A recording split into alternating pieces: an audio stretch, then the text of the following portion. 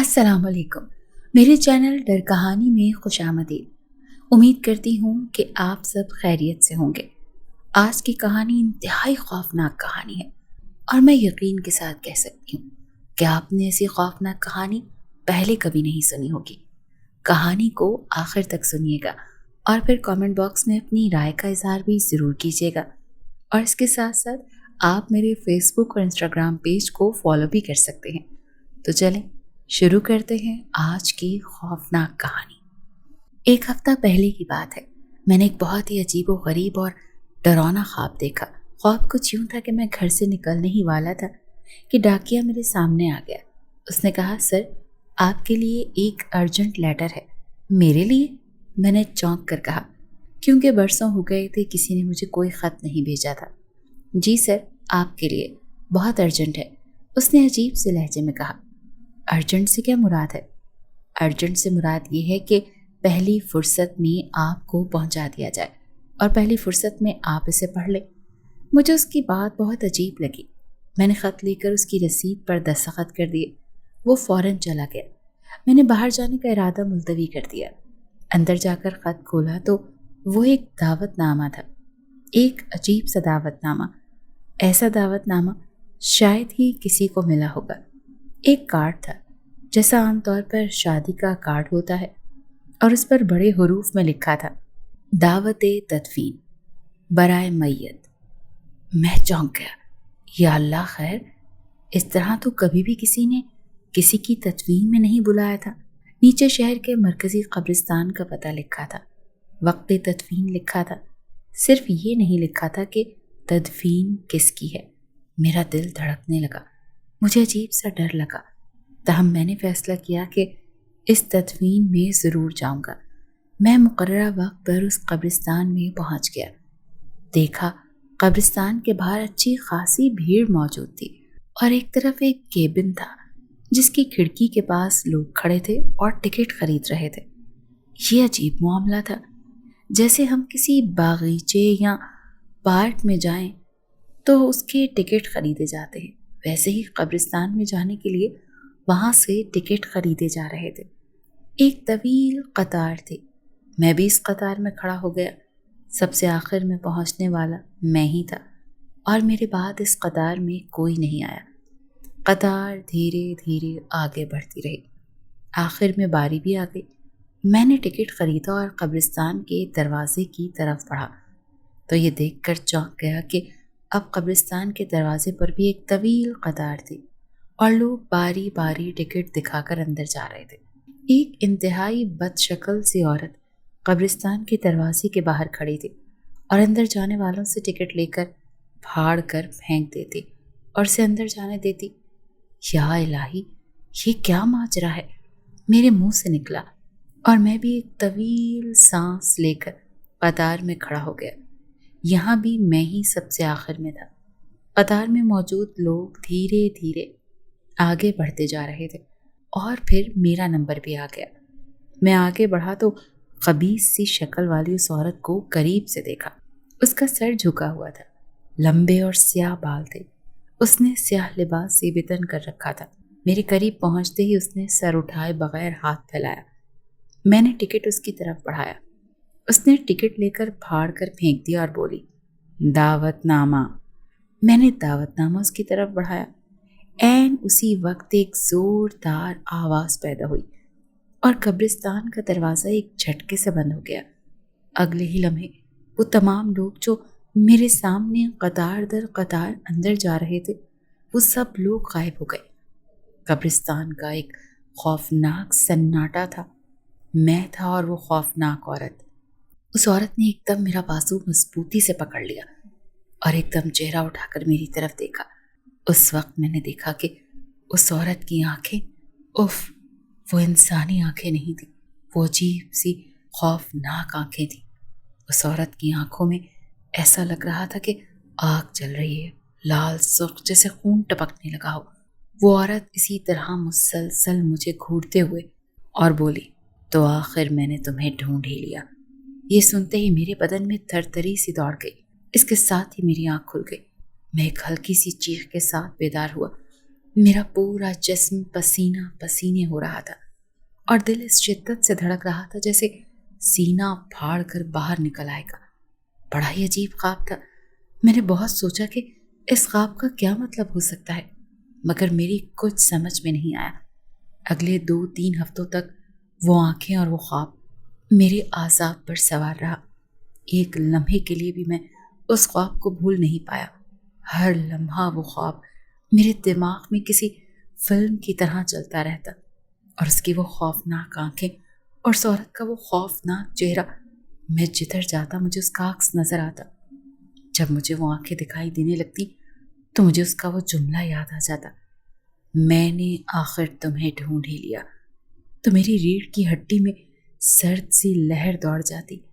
بہت کوشش کے باوجود جب میں اس خواب اور اس عورت کی آنکھوں سے پیچھا نہ چھڑا سکا تو سوچا کہ مجھے کسی سے مشورہ کرنا چاہیے۔ میرا نام اذہان ہے اور میری عمر اس وقت 26 سال ہے۔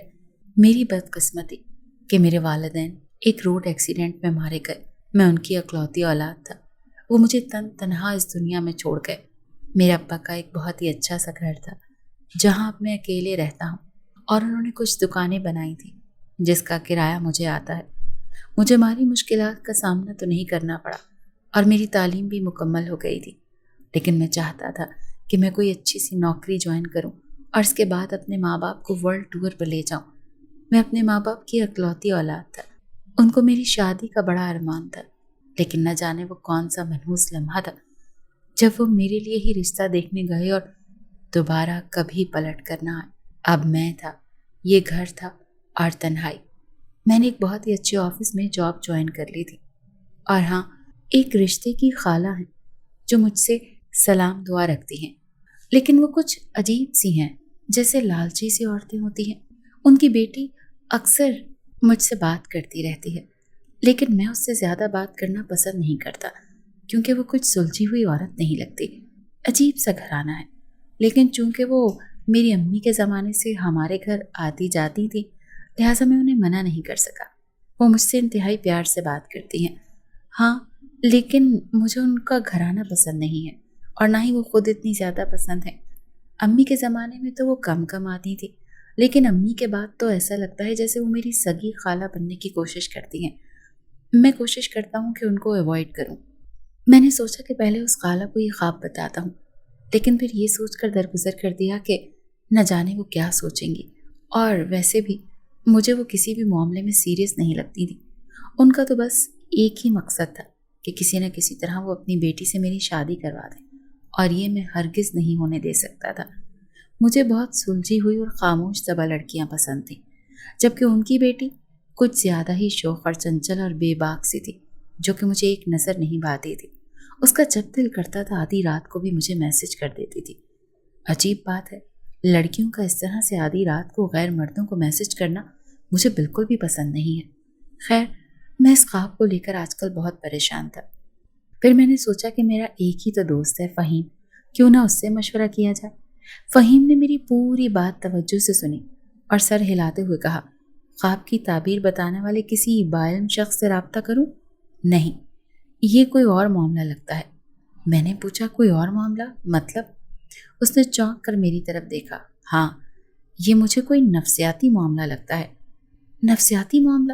یار، میں بالکل ٹھیک ٹھاک ہوں اور تم مجھے پاگل کہہ رہے ہو؟ تو فہیم ایک دم ہنس پڑا اور کہنے لگا، ارے، نفسیاتی معاملات کے ساتھ بندہ پاگل ہو جاتا ہے، یہ تمہیں کس نے کہا؟ پلیز پڑھے لکھوں والی باتیں کرو، یہ آج کل کا زمانہ ہے۔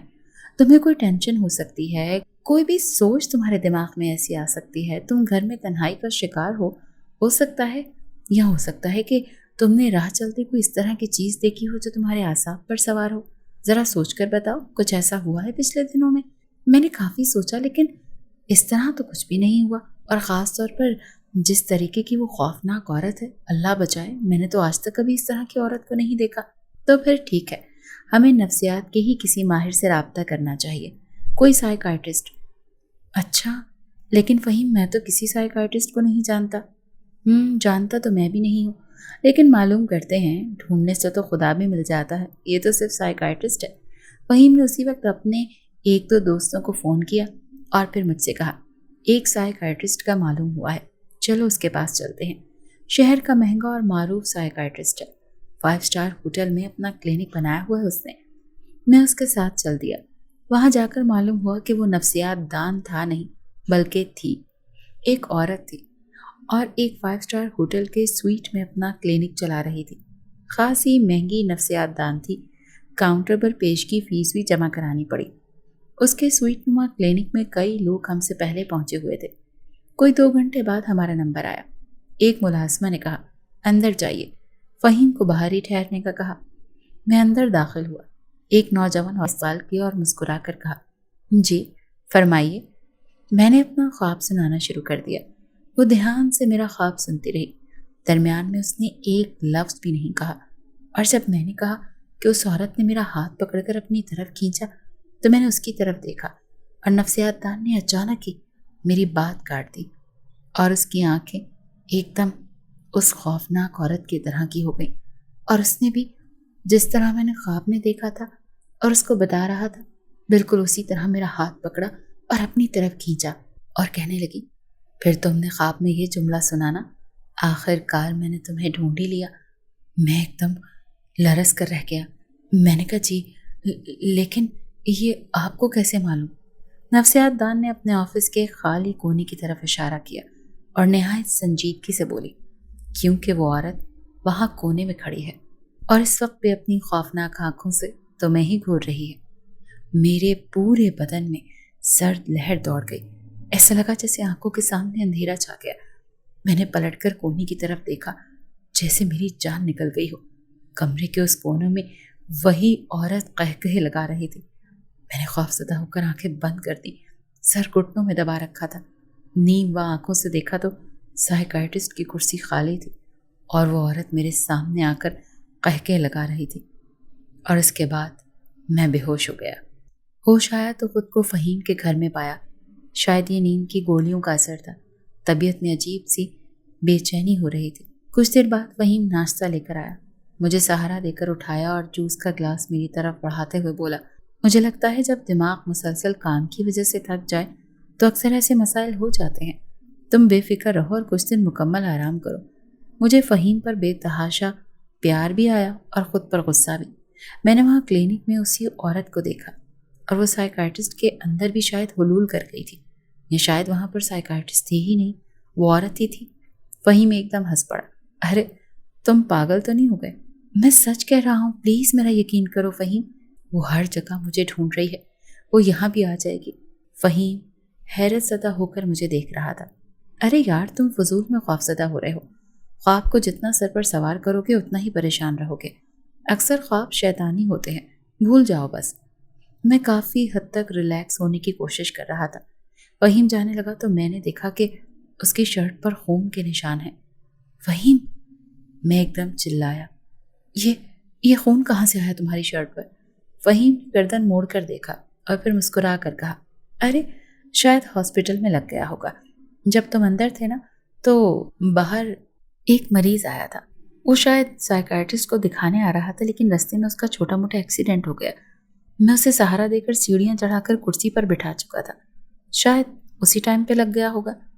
میں نے وہ خوفناک آنکھوں والی عورت کو اپنے گھر کے پردے کے پیچھے دیکھا، وہ وہاں سے جھانک رہی تھی اور اس کا چہرہ انتہائی خوفناک تھا۔ وہ قہقہے لگا رہی تھی لیکن وہ قہقہے فہیم کو نہیں سن رہے تھے۔ میرے چہرے پر خوف طاری ہو گیا۔ میں نے چیخ کر کہا فہیم، وہ عورت ہمیں ڈھونڈ رہی ہے، وہ یہی ہے، ہمیں کچھ کرنا ہوگا۔ پھر فہیم نے مجھے یقین دلایا کہ یہ سب کچھ ٹھیک ہے، ایسا کچھ بھی نہیں ہے، مگر میرے دماغ میں وہ خوفناک خواب بار بار گھوم رہا تھا اور مجھے دوبارہ خواب کا دعوت نامہ یاد آ گیا۔ فہیم، وہ لیٹر میرے لیے تھا، مجھے یاد ہے، دعوت نامہ میری ہی تدوین کا تھا، اس پہ نام نہیں لکھا تھا۔ فہیم کے چہرے کا رنگ اڑ گیا۔ پھر میں نے کہا نہیں فہیم، ہمیں کسی عامل سے ملنا ہوگا، شاید وہ ہماری مدد کر سکے۔ فہیم نے کہا یہ عاملوں کے چکروں میں مت پڑو، ہمیں کسی بہت ہی اچھے بزرگ سے ملنا چاہیے۔ میرے خیال سے میرے ابا کے ایک بہت پرانے دوست ہیں، وہ اس طرح کی تمام باتوں کے بارے میں خاصا علم رکھتے ہیں۔ میں ابا سے بات کرتا ہوں کہ ان سے بات کریں اور اس کے بعد تمہیں ان سے ملواتا ہوں۔ میں نے ایک دم کہا فہیم، ذرا جلدی کرنا، میں بہت زیادہ ڈرتا ہوں۔ فہیم نے کہا، ارے یار تم ایک آدھ دن صبر تو کرو، ایسے لوگوں سے وقت لینا پڑتا ہے، یہ لوگ بڑے موڈی ہوتے ہیں۔ میں خاموشی سے اپنے بستر پر لیٹا رہا اور فہیم کو کہا کہ سارے گھر کی لائٹیں جلائے رکھنا اور باہر سے تالا لگا کر چلے جانا۔ فہیم نے اپنے والد سے میرے حوالے سے بات کی تو ان کے والد نے فوری طور پر شاہ جی کو فون لگایا۔ شاہ جی سلمان بہت پہنچے ہوئے بزرگ تھے اور فہیم کے والد کے بہت اچھے دوست تھے۔ انہوں نے فوری طور پر فہیم سے کہا کہ وہ مجھ سے ملنا چاہتے ہیں۔ فہیم نے مجھ سے وقت لیا تو میں تو فوراً تیار تھا۔ میں نے اگلے ہی روز ان کو وقت دے دیا اور ان سے کہا کہ رات کا کھانا سب میری طرف کھائیں۔ فہیم کے والد اور شاہ جی تینوں میرے گھر میں موجود تھے۔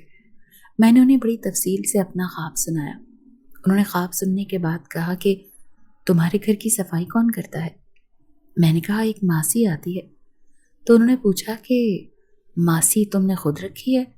میں نے کہا نہیں، والدین کی ڈیتھ کے بعد میری ایک خالہ ہیں، انہوں نے رکھوائی ہے، ورنہ گھر کافی گندا ہو جاتا تھا۔ انہوں نے کہا ٹھیک ہے، اور کھانا کون بناتا ہے؟ میں نے کہا کھانا بھی وہی پکا کر چلی جاتی ہے اور جب میں آتا ہوں تو آ کر کھا لیتا ہوں، کبھی کبھی خاص طور پر خالہ بھی کھانا دے کر جاتی ہیں۔ تو انہوں نے کہا ٹھیک ہے، تم ایسا کرو کہ اس ماسی کو اپنے گھر آنے سے فی الحال روک دو اور تمہاری خالہ تمہارے لیے جو بھی لے کر آئیں ان سے لے کر کھانا مت، وہ کھانا مجھے دینا، پہلے میں اسے چیک کروں گا۔ مجھے شاہ جی کی بات کچھ سمجھ میں نہیں آئی۔ میں تو یہاں اپنے خواب کا قصہ سنا رہا تھا جبکہ شاہ جی میرے گھر کی صفائی اور کھانے کو لے کر بیٹھ گئے تھے۔ میں سوالیہ نظروں سے ان کی طرف دیکھنے لگا۔ انہوں نے کہا کہ جب میں اس گھر میں داخل ہوا تھا تو مجھے معلوم ہو گیا تھا کہ اس پورے گھر میں عمل کیا گیا ہے، یقیناً تمہارے گھر میں کہیں نہ کہیں کوئی تعویذ بھی دبائے گئے ہوں گے، اور اس کے ساتھ ساتھ مجھے یہ بھی یقین تھا کہ تمہیں کچھ نہ کچھ کھلایا بھی گیا ہے، اسی لیے تمہیں اس قسم کے خواب آ رہے ہیں۔ میں انتہائی پریشان تھا۔ اگر آپ خالہ کی بات کر رہے ہیں تو وہ میرے ساتھ ایسا کیوں کریں گی؟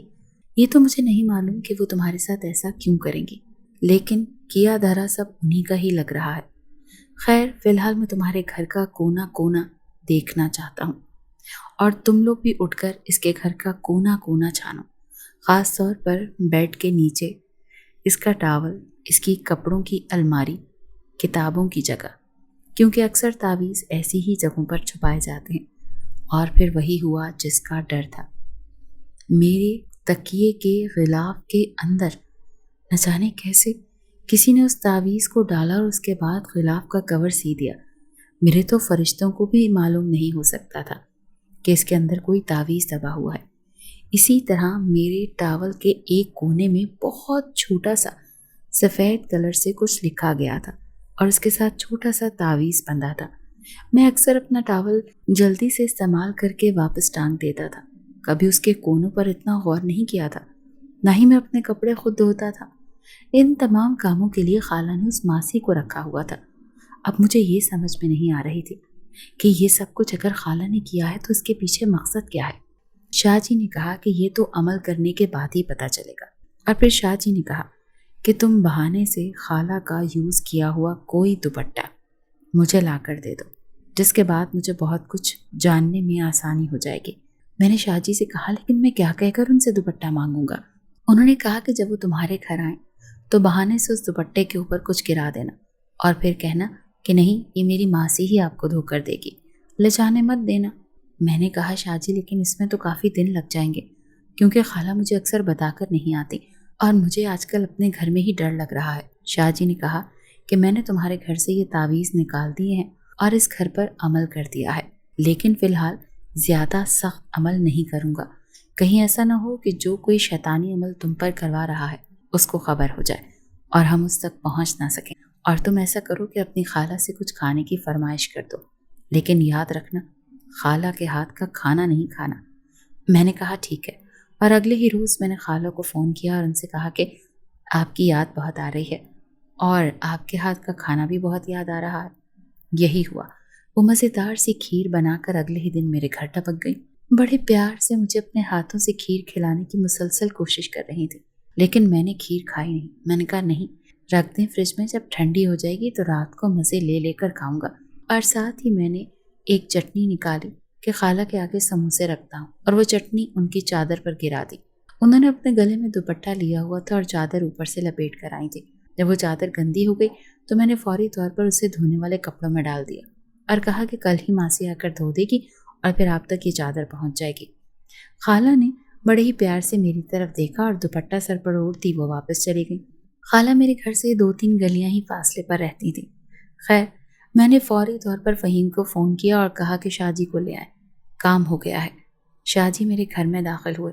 شاہ جی کے سامنے جیسے ہی خالہ کی لائی ہوئی کھیر رکھی گئی تو شاہ جی نے فوری طور پر اس پہ پڑھ کے کچھ پھونکا اور ایک دم ہی کھیر کا کلر چینج ہو گیا، وہ ایک دم لال سرخ ہو گئی۔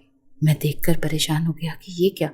وہ تو کھیر لگ ہی نہیں رہی تھی، لگ رہا تھا کسی نے تازہ گوشت کا کیما بنا کر خون میں ڈبو کر سامنے رکھا ہے۔ فہیم بھی ایک دم پریشان ہو گیا۔ اس کے ساتھ ہی شاہ جی نے ایک دم اس چادر کو منگوایا اور اسے اپنے سامنے رکھ کر ہمیں حصار قائم کر کے دیا اور کہا کہ اس سے باہر نہیں نکلنا، اور ساتھ ہی شاہ جی نے کچھ پڑھنا شروع کیا۔ اس سے پہلے کہ شاہ جی اپنی پڑھائی مکمل کرتے، چادر جیسے خود بخود ہلنے لگ گئی اور اس کے اندر وہی بھیانک عورت میرے سامنے آ گئی۔ میرے تو پیروں تلے سے زمین نکل گئی۔